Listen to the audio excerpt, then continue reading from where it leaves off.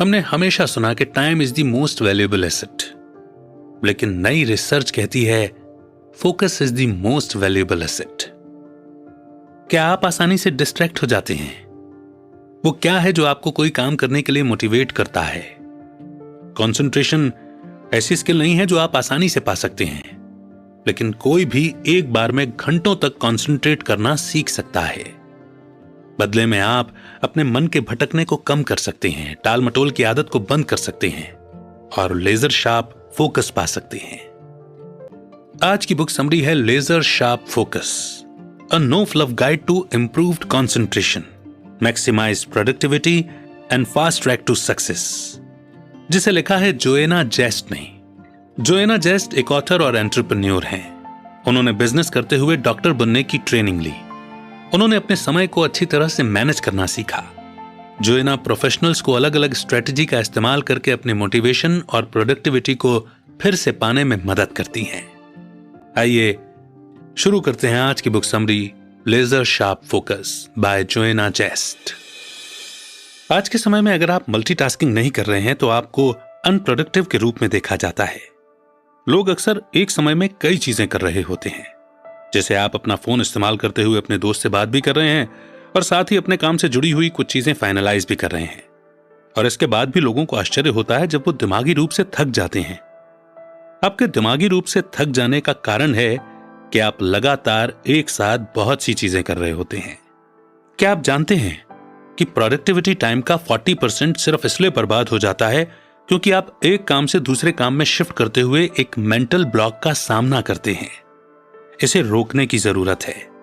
आपको एक समय में एक काम पर फोकस करना चाहिए। What is focus and how does it work? इस चैप्टर के साथ इस लर्निंग जर्नी की शुरुआत करते हैं। फोकस एक ऐसी चीज है जिसकी बहुत से लोगों को बहुत ज्यादा जरूरत है। फोकस करना मुश्किल है क्योंकि इसमें आपको किसी एक चीज पर लंबे समय तक ध्यान बनाए रखना जरूरी है। फोकस बनाए रखना सबके लिए एक जैसा काम नहीं करता। इसका क्या मतलब है? इसका मतलब है कि फोकस कर पाना एक ऐसी स्किल है जिसे आपको हर दिन सीखने और सुधारने की जरूरत है।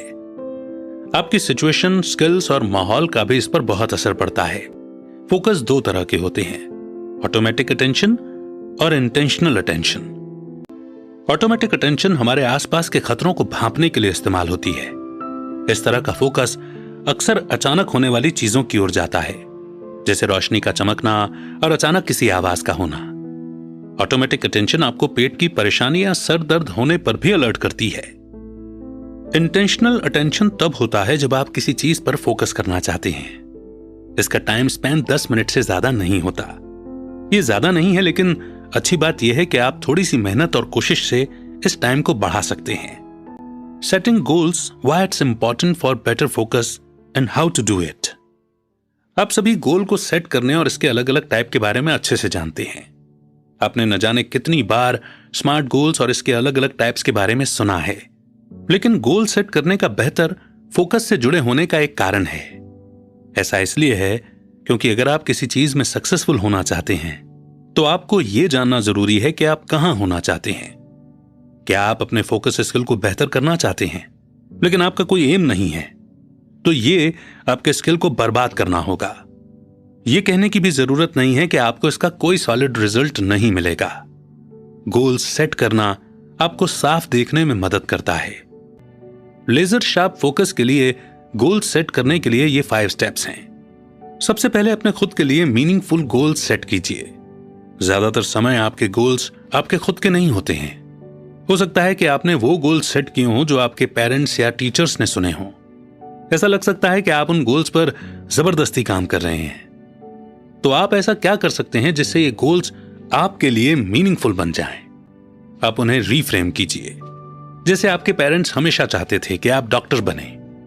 हालांकि ये गोल आपने नहीं चुना है, लेकिन फिर भी आप डॉक्टर बनने की कोशिश करते हैं। डॉक्टर बनने के गोल को फिर से रीफ्रेम किया जा सकता है।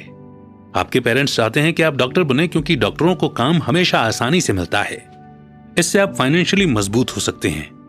लेकिन आप बचपन से ही कुछ क्रिएटिव करना चाहते थे। हो सकता है कि आप बड़े होकर पेंटर या आर्टिस्ट बन जाते। अगर आप अपने पेरेंट्स की मर्जी के खिलाफ नहीं जा सकते हैं तो डॉक्टर बनने के गोल को रीफ्रेम कीजिए। आप इसे लोगों के लिए कुछ करने के मौके के रूप में देख सकते हैं। आप उन लोगों की मदद कर सकते हैं जो हॉस्पिटल जाना अफोर्ड नहीं कर सकते। आप बीमारों को लंबी जिंदगी जीने में मदद कर सकते हैं। दूसरा, अपने गोल्स को पॉजिटिव स्टेटमेंट के रूप में तय कीजिए। वो गोल्स जिनमें पॉजिटिविटी होती है, उसे पाने के चांस भी सबसे ज्यादा होते हैं। जैसे आपने नोटिस किया होगा कि आप अपने फोन पर कितना समय बर्बाद करते हैं। यह कहकर गोल मत बनाइए कि आप अपना फोन इस्तेमाल नहीं करेंगे। इसके बजाय कहिए कि आप अपनी प्रोडक्टिविटी बढ़ाने के लिए फोन का इस्तेमाल समझदारी से करेंगे। क्या आपको ना कहने में मुश्किल होती है? यह मत कहिए कि आप लोगों की मदद करना या उन्हें हां कहना बंद कर देंगे।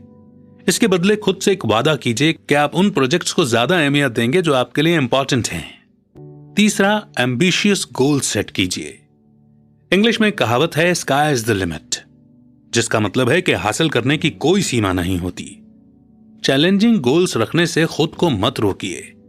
अगर आप इसे पा लेते हैं तो पक्के तौर पर आपको गर्व महसूस होगा।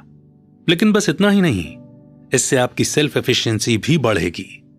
सेल्फ एफिशिएंसी का मतलब है अपनी काबिलियत या कैपेबिलिटी पर विश्वास होना कि आप अच्छा परफॉर्मेंस दे सकते हैं। सेल्फ एफिशिएंसी आप किसी काम को कितने अच्छे से कर सकते हैं इसका फैसला करती है। अगर आप में सेल्फ एफिशिएंसी ज्यादा है तो आप अपने लिए चैलेंजिंग गोल्स बनाते रहेंगे। चौथा, यह पक्का कीजिए कि आपके गोल्स स्मार्ट हैं। आपके गोल्स को स्मार्ट यानी कि स्पेसिफिक, मेजरेबल, अटेनेबल, रियलिस्टिक और टाइमली होना चाहिए। यह सिर्फ आपके गोल्स को क्लियर और पक्का ही नहीं बनाता है, बल्कि आपके फोकस को भी शार्प करता है। स्पेसिफिक, आपके पास अपने गोल से जुड़े कब, कहां, क्यों, कैसे, कौन जैसे सवालों का जवाब होना चाहिए। जैसे आप अपने नॉवेल का 50% पूरा करना चाहते हैं। बेशक यहां कौन के जवाब में आप हैं जो इसे लिखेंगे, क्या के जवाब में नॉवेल है जिसे आप लिखेंगे, और आप इसे कहां लिखेंगे का जवाब है कि या तो घर पर या ऑफिस में। कब लिखेंगे का जवाब है हफ्ते के हर दिन। आखिर में आप नॉवेल लिख रहे हैं क्योंकि यह वो चीज है जो आप हमेशा से करना चाहते थे। मेजरेबल, आप अपनी प्रोग्रेस को कैसे मेजर करेंगे? आप एक दिन में कितने शब्द लिखेंगे? क्या ऐसे मेजर करेंगे या कितने घंटे आपने लिखते हुए बिताएंगे इसके जरिए करेंगे? यह हमेशा पक्का कीजिए कि आप अपने प्रोग्रेस को ट्रैक कर रहे हैं। यह आपको मोटिवेट करेगा और संतुष्ट महसूस करवाएगा। अटेनेबल, खुद को आंकने के लिए समय निकालिए। क्या आपके पास अपना गोल पूरा करने के लिए स्किल, नॉलेज और एजुकेशन है? अगर आपका गोल पूरा करने में कोई रुकावट है तो क्या आप उस रुकावट को पार करने के लिए तैयार हैं? रियलिस्टिक, आपको अपने गोल को पाने का रास्ता जितना भी आसान और छोटा लगे, उसे कम मत समझिए। ज्यादातर नए एंटरप्रेन्योर्स को लगता है कि जॉब और उनके साइड बिजनेस को एक साथ करना आसान होगा। उन्हें इसका अंदाजा भी नहीं होता कि यह कितना थकाने वाला है। इसके लिए आपके गोल का आपके शरीर, दिमाग और इमोशंस पर क्या असर पड़ेगा, इस बारे में सोच लें। फिर आपके गोल को पूरा करने के लिए एक रियल डेट तय कीजिए। टाइमली, टाइमली यानी कि एक डेडलाइन बनाइए। डेडलाइन असल में आपको अपने गोल से जुड़े काम को पूरा करने के लिए मोटिवेट करती है, लेकिन डेडलाइन होने का एक नेगेटिव असर भी पड़ सकता है। पांचवा, बड़े गोल से शुरू कीजिए और फिर धीरे धीरे आगे बढ़िए। आपका अंतिम गोल क्या है? क्या वो कुछ ऐसा है जिसके बारे में आपको शक है कि आप उसे पा सकते हैं? क्या एक ये बड़ा डराने वाला गोल है? इससे कोई फर्क नहीं पड़ता। इसे बस कागज पर लिखिए और बड़े बड़े अक्षरों में लिखिए, या आप किसी सॉफ्टवेयर का इस्तेमाल कर सकते हैं जो भी आपको सही लगे।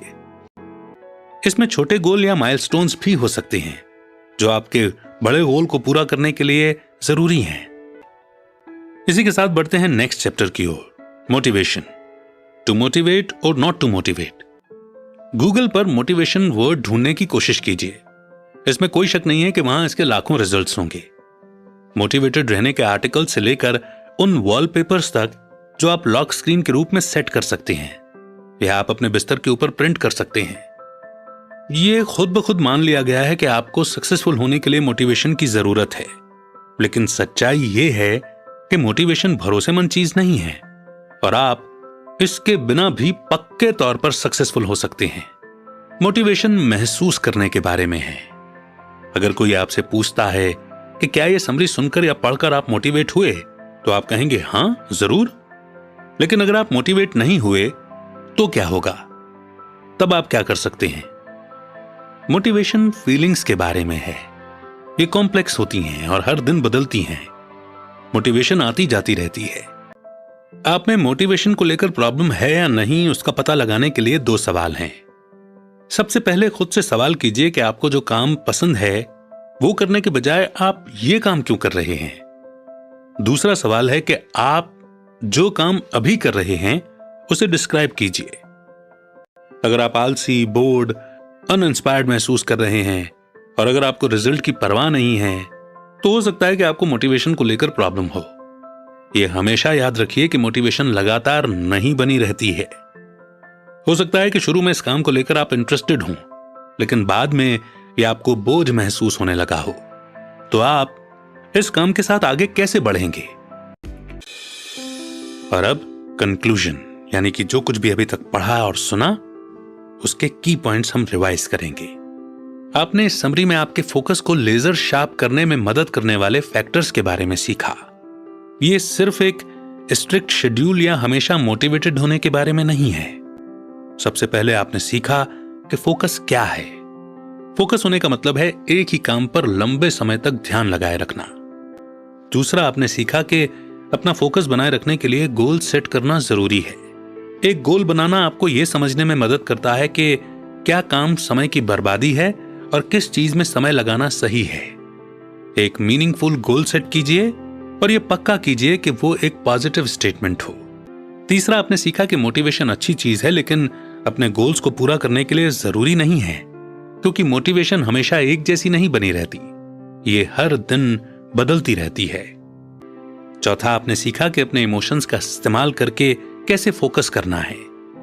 इमोशंस पावरफुल होते हैं और वो आप पर हावी हो सकते हैं, लेकिन अगर आप इसका इस्तेमाल अपने फायदे के लिए करते हैं तो आप हर काम बहुत जल्द पूरा कर सकते हैं। और अगर आप इस समरी में बताए गए सिद्धांतों का पालन करते हैं तो दैट इज फॉर श्योर कि सफलता आपके गले का हार होगी। Success is certain for you. कौन सा लर्निंग पॉइंट इस समरी में आपका दिल छू गया, आपको बहुत अच्छा लगा, आपके लिए अवेकनिंग या बल बॉर्न मूवमेंट था? उसे कमेंट सेक्शन में लिखिए ताकि आप उस पॉइंट को हमेशा याद रखें और दूसरे भी उस पॉइंट से बहुत कुछ सीख सकें। आपके कमेंट्स का इंतजार रहेगा। बहुत जल्द एक नई बुक समरी लेकर फिर होगी आपसे मुलाकात। तब तक रखिए अपना बेहतर ख्याल। जय हिंद, जय भारत।